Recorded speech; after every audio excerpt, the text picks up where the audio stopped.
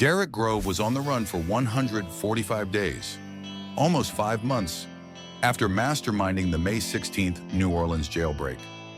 Authorities described it as one of the boldest escapes the city had ever seen. Groves' disappearance triggered a multi-state manhunt, with U.S. Marshals and local law enforcement chasing leads across Louisiana, Mississippi, and Georgia. For months, there were no solid clues.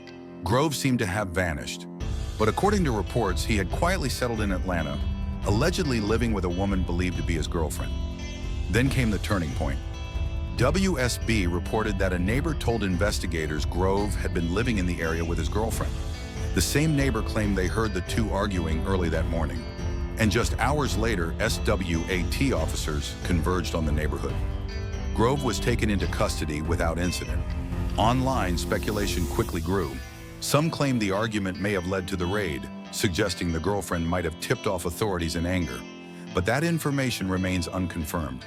What's certain is that Derrick Groves' 145 days of freedom came to an abrupt end in Atlanta. In the days following his arrest, a new development emerged. A leaked courtroom video reportedly showing closed-door extradition talks between Derrick Groves and state officials in Atlanta. In that footage, discussions can be heard regarding an extradition waiver and the process of returning Groves to Louisiana to face pending charges if formally identified and confirmed under Louisiana's jurisdiction. Do we have Derrick Groves? Yeah, he's already done. If you could come up, sir. I'm right here. Have a seat, if you don't mind. Good morning. This one or the green one? So, sir, I'm Judge Wolf. This is your extradition. I'm going to go over your rights so you can decide whether you want to waive extradition or not. You're wanted out of the state of Louisiana for aggravated escape. I'm going to explain to you first what happens if you decide to have an extradition hearing, then what will happen if you decide not to have one. So you have the right to an extradition hearing if you choose.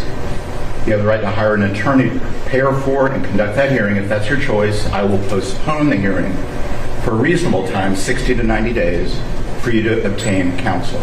The law does not give you the right to a public defender or appointed attorney for purposes of extradition.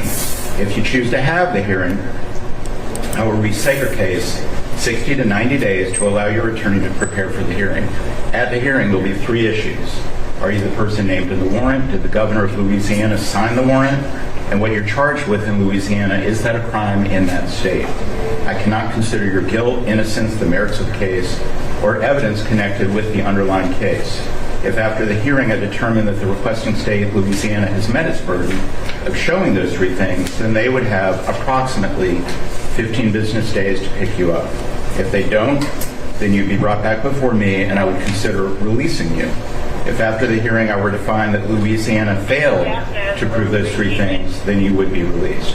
You also have the right to waive or not have that extradition hearing if you choose. If you waive your hearing, then Louisiana has approximately 15 business days from today to come get you. If they don't, then you'd be brought back before me and I would consider releasing you. However, you may be held up to 30 days before being released. Regardless whether you're released in Georgia, you are subject to arrest again at any time as long as this Louisiana warrant remains active. So even if you are released, you may wish to consider returning to Louisiana to have the matter resolved.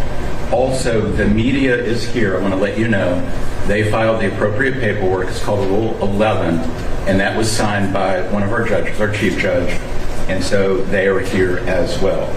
You also have the right to remain silent. So let me just ask, though, do you have any questions about your extradition rights? No. And do you want to challenge extradition, or do you want to return to Louisiana? I want to return where I'm from. You want to go back to Louisiana? Yeah. Okay. So I do find you freely, voluntarily, and knowingly are waiving your extradition rights. I'm going to sign the paperwork, and that's all we're going to do here today. Thank you, sir.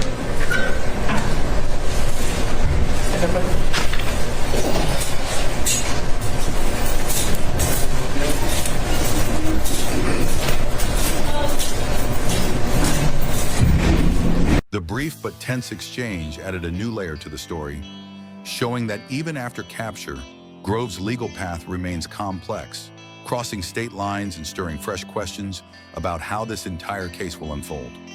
From a daring New Orleans jailbreak to an Atlanta arrest and now secret extradition proceedings, the Derrick Groves story continues to evolve. A saga of escape, pursuit, and uncertain justice. If you've been following this case, remember, I made a previous video detailing the New Orleans jailbreak and the life of Derrick Groves. Be sure to check it out on my channel for the full backstory behind this unfolding story.